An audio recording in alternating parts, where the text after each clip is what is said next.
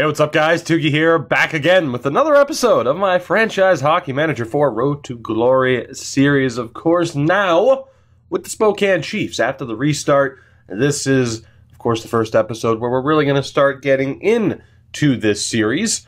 And I'm looking forward to it, despite the fact that I couldn't find a picture pack for the game, so that does take away from it, at least for me, a little bit. Let me know if anyone who plays FHM 4 has found the right picture pack there for the WHL, because I cannot find one, unfortunately. That said, it's September 1st, 2017. We're just about ready to get this season underway, although, quick note here, Ilya Kovalchuk back with the Devils on a 2-year deal. I am really intrigued now to see how they do throughout this sim. Now, before we do get into this, because I think what I'm going to do is I'm going to sim a little bit, update you, sim a little bit more, update you, if it starts going slowly. As was pointed out in the comments section of the last video, one of the things we really want to pay attention to is the protected list. Of course, it just gives us the overall look at our franchise. We have 50 out of 50 at the moment. The reason to pay attention to this, obviously, just to make sure we kind of get rid of the garbage. Like, no offense to Ristis Maki, there's no real point to have him on this team. Cassetti as well, we might as well just lapse these players' rights just to get rid of them. And of course, it also gives us a look at who is signed to our team, like Hudson Elnewick, Ty Smith, and it gives us a look at players that are currently under contract to their NHL teams, that being Kyler Yamamoto and Jarrett Anderson-Dolan, at either under contract or you can see where their rights are. When taking a look at this, though, it does give us our main bargaining piece, we'll say, if and when, I would assume, we start to make trades, and that would be Kusal, who we took a look at before. We know he's playing over in the Czech Republic right now, and he's just not really going to be of use to us, so more than likely, we will trade him later on in the year, if it's worth trading at all, which, again, I can only assume that it will be. So let's try to sim to the start of the old preseason here. If my voice sounds like it's starting to give out, it is because I just woke up, but that's okay. That is okay. Because damn it, this video needs to be done, and I'm not saying that in terms of, my God, I don't want to record this at all. It's such a hassle. No, I'm saying I need to get this video done because you guys deserve this video.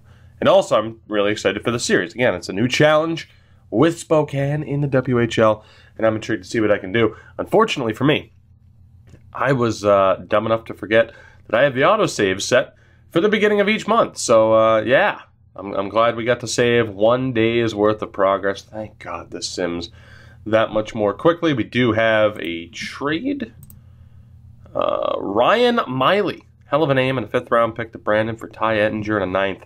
Blockbuster. Blockbuster. You know what? Allow me to start to sim towards the start of the regular season. If anything happens, I will update you. Okay, good. Alright guys, here we go. Our first update, and unfortunately, it's not one that I'm happy to talk about. We're still in the preseason. You might have already seen what it is.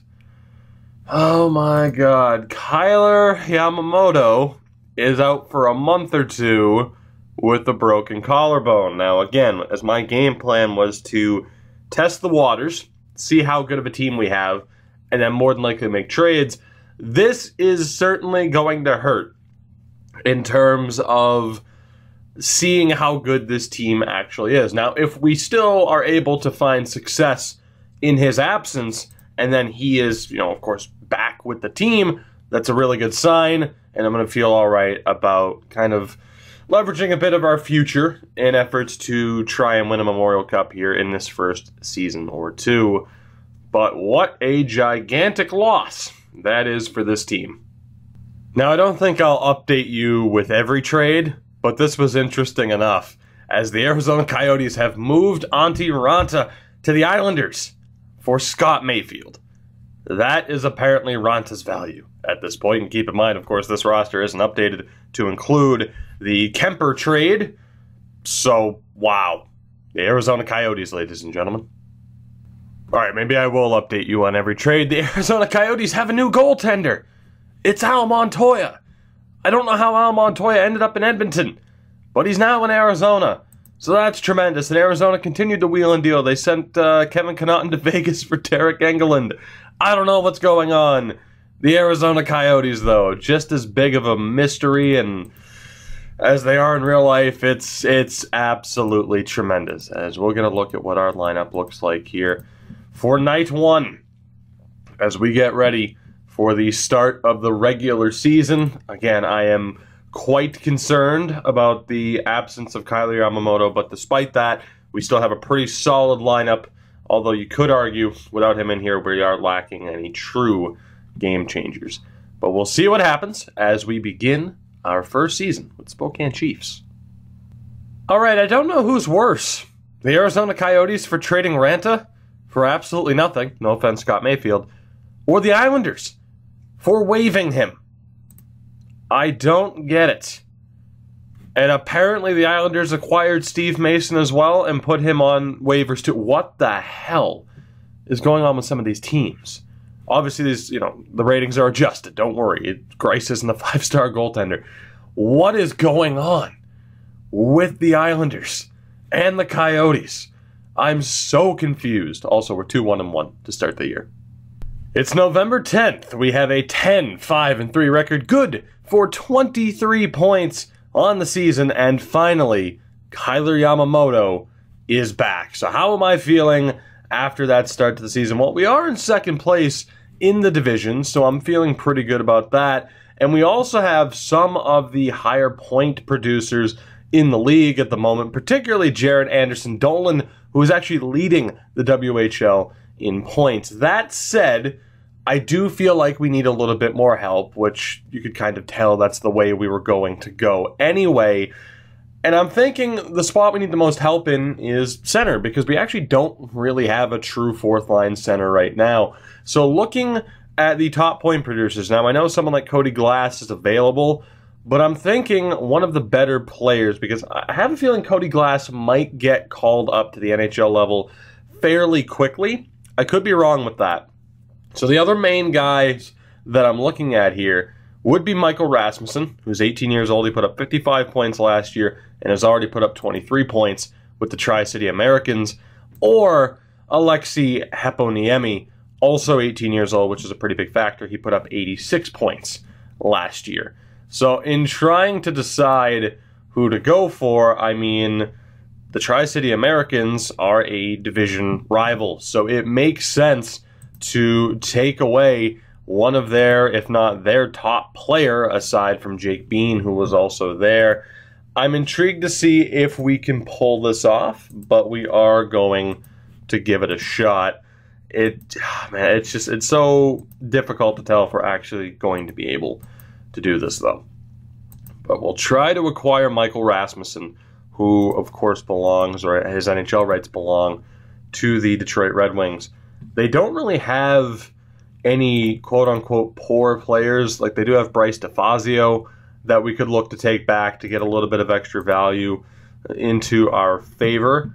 And again, any of these really poor players, they're younger players, so I don't really think we're going to be able to help ourselves out all that much from that perspective. But of course, the big person we're going to be using here to try and pull this off would be Pavel Kusal, or at least the rights to Pavel Kusal, who of course they don't really have the ability to sign. And also Finley. I thought so. Jack Finley is with the Penticton V's, so we might be able to use him as well. And that gets it to well balanced. So we're using two players who we're not even going to be able to use right now to pull this off. Popovich is 14 years old, but I'm not really... He has 16 points in 6 games as a 14-year-old, which is still pretty damn good. As far as his future, though, it might just be worth adding him to this deal, with him only being 2-star potential. So we're looking all right at the moment. I mean, we're getting rid of 2 players in Kusal and Finley who we're never going to use. Popovich is a younger player who, let's be honest, 2 years from now when he's finally in the WHL, we don't even know if we're going to be here in this league at that point in time. So let's take a look. Of course, we have the Bantam draft and the import draft as far as draft picks we could give up. I'm trying to see. Of course, we're looking okay. I also went through and signed a couple more free agents like Bruce, who is a 1.5-star player. What could we do here? What could we give up to make this happen? Is Szymanski? Where is he playing right now? With the Battleford's North Stars. What a goddamn name. Like, is he willing to sign with us? He is. Okay. Well, I don't know if I'll get rid of him with that information now known. What about Gulka? Is he somebody we could look to bring in, playing for the Langley Rivermen of the BCHL? Same league, of course, as the Penticton V's. He is willing to sign. He's 17 years old. I'm more willing to get rid of Finley because he's 19. So that would really leave us with Hobbs and Hoytema as two players we could look to move here in this deal. Right now, Hoytema, I don't even know if he's signed. No, he's not. Is he willing to sign? He doesn't want to play in the WHL. Well, there we go. We know who we're using in this trade. What about Hobbs? We might as well check that out as well. We might end up using a draft pick here. Playing for the Nepean Hawks. I don't... SJHL. All right. Never heard of that team in my life. He's willing to sign, but he's 19 years old. He only has one more year of eligibility. We'll throw him in there. Unfortunately, that's not good enough to make it happen.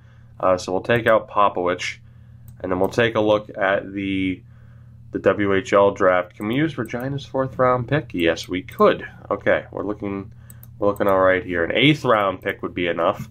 It's looking like we're going to be able to acquire Michael Rasmussen, and I can only hope that that is the right decision. A 15th-round pick in the WHL Bantam draft is enough to potentially get it done. So let's see, trading a bunch of players who are never going to be on this team, and a 15th round selection for the rights to Michael Rasmussen for hopefully the next 2 years. Along with adding Kyler Yamamoto, I think we're going to be looking all right. And I forgot that I already put Yamamoto back in the lineup. Beautiful. And there you have it. Just 2 days later, our trade proposal has been accepted.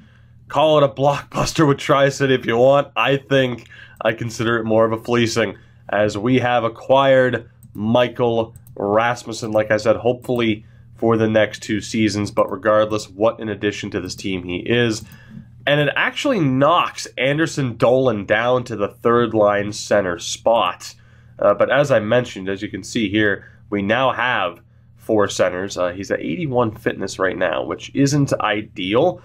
I'm actually kind of concerned about it dropping Anderson Dolan down to the 3rd line rather than, say, even the 2nd line with Ethan McIndoe, or is it McIndoe? I'm going to go with McIndoe, who has actually done pretty well so far this season as well. Now, I could make these changes on my own. I'm going to trust the assistant to pull this off, but having Rasmussen and Yamamoto, Elnewick, McIndoe, and Fisher as the 2nd line, and then having someone like Anderson Dolan, who is currently leading the WHL in points up to this point, on the 3rd-line center spot is tremendous for us. He still has power play time as well.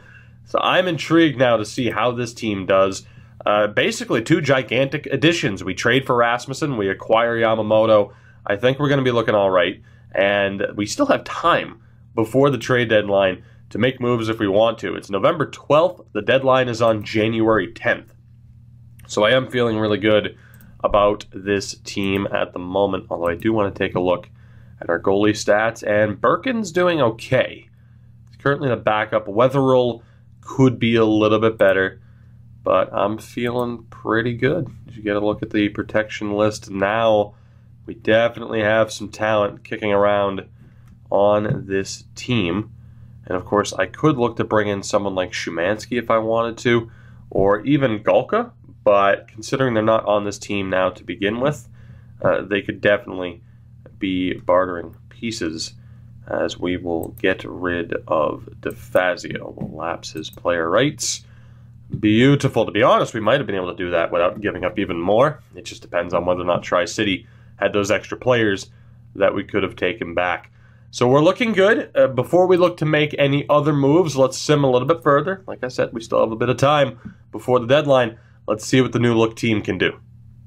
It's December 1st, and needless to say, the addition of Michael Rasmussen along with the return of Kyler Yamamoto has led to a pretty good run of form, as we are still in 2nd place in our division, but we are on pace with the Everett Silvertips. So actually, I want to take a look at their team. I know they have Carter Hart between the pipes. They also have Garrett Pylon. Is it Pilon or Pylon? I'm not entirely sure, but obviously Carter Hart is the main concern that we have when it comes to the Everett Silvertips. And I'm sure if we get a look at his stats, he's probably just dominating. And he's actually not.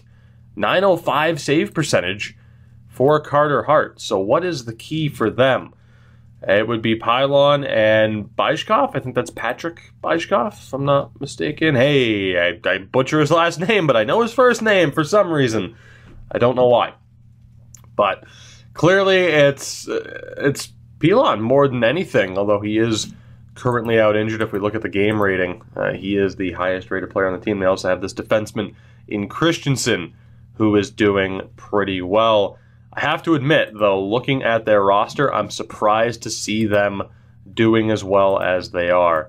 And if we take a look at our stats here, our goaltending's been okay. I'd like Weatherall to be a little bit better, but Birkin has been doing pretty damn well for us and has gotten more starts because of it.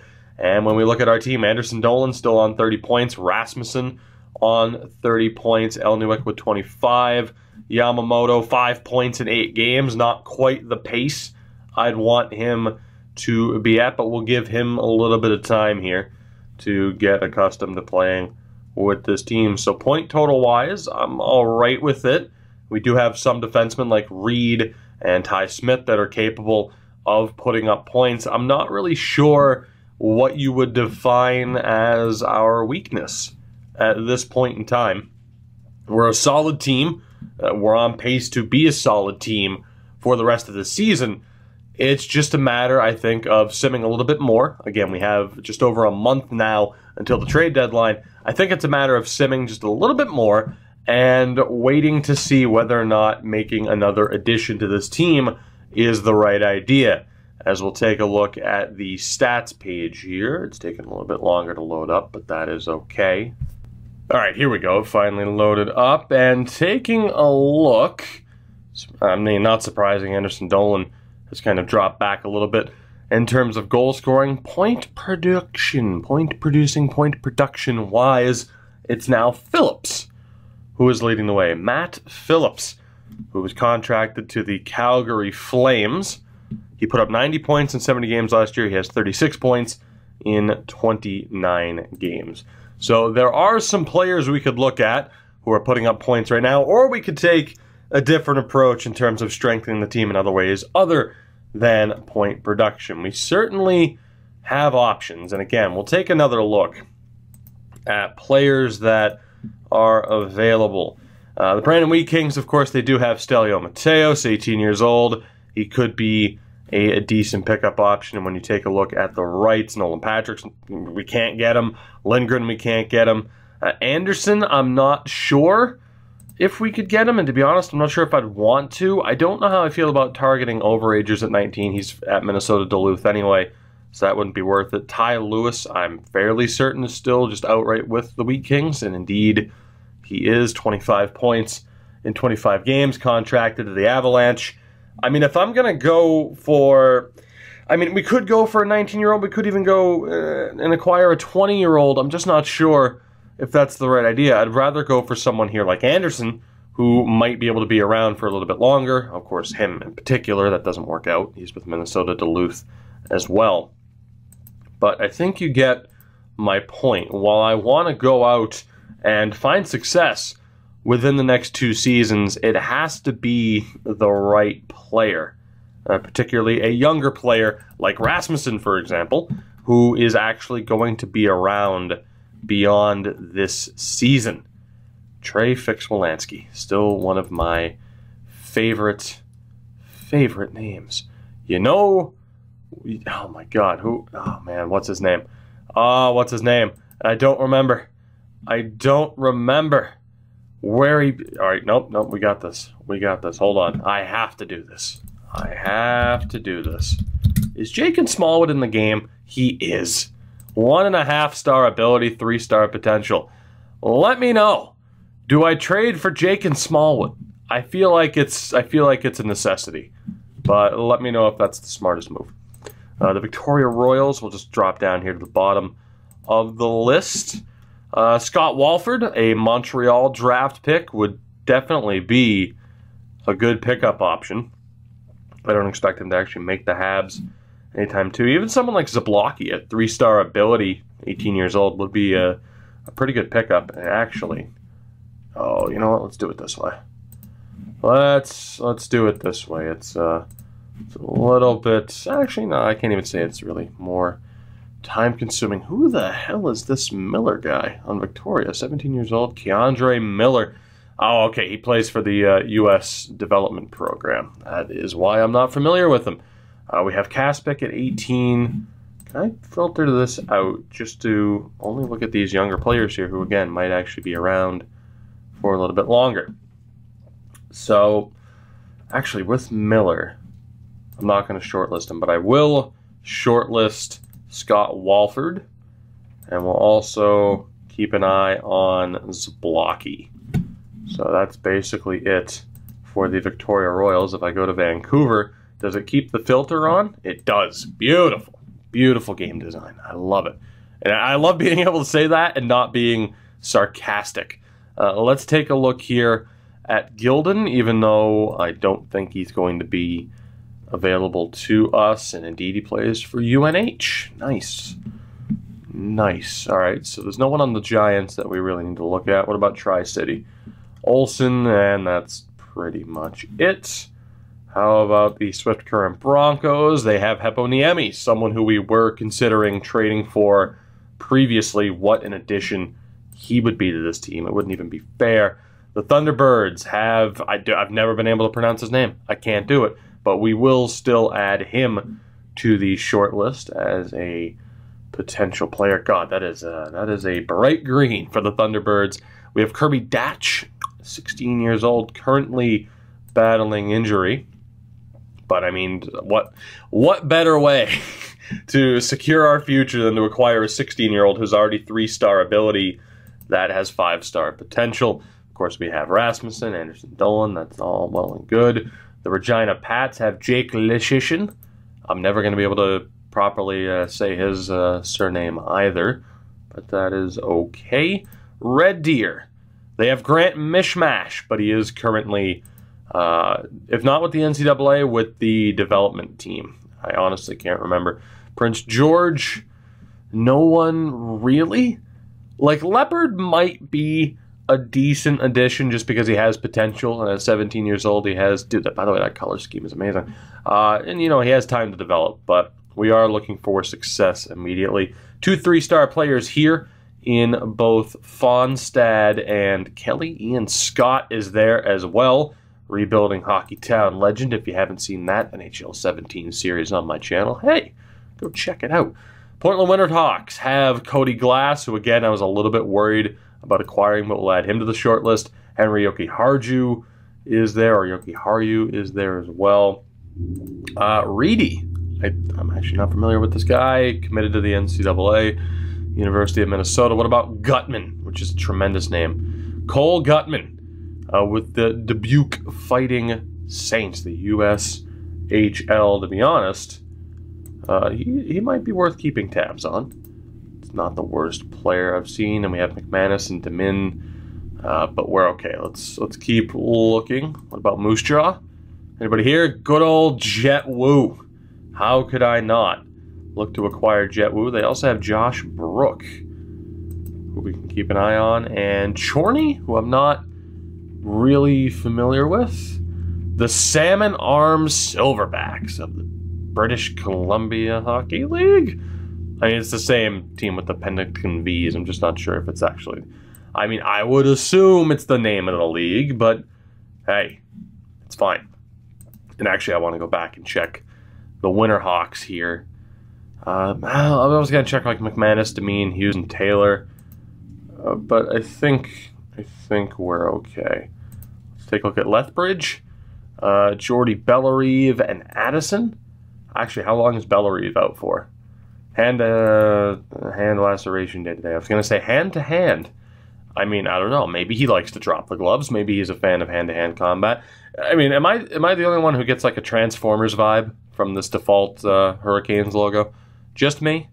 All right, cool. Peyton Krebs. How awesome would that be to get Peyton Krebs and Kirby Datch at this point in time? We also have Davis as an option. I'm really thinking 3-star and above here, in case you couldn't tell. The Rockets have Cal Foote, which of course would be a tremendous pickup. They also have Nolan Foote, which would also be another pretty tremendous pickup for us. Kamloops. Anybody on the Blazers? No, unfortunately not. The Silvertips. Unfortunately not, unless we wanted to go after Carter Hart, which, I mean, could pay off for this season, but beyond this season, I'm not sure. And I only say that because of the crazy amount of wheeling and dealing some teams have been doing at the NHL level in this sim already. I mean, that's why I made sure to point out, like, oh my God, look at what is going on with, you know, some of these teams like the Islanders and the Coyotes. It's been fairly ridiculous. But now if we go back and we take a look at our short list, these are the players that we currently have marked down. And needless to say, there's a tremendous bit of talent on this short list.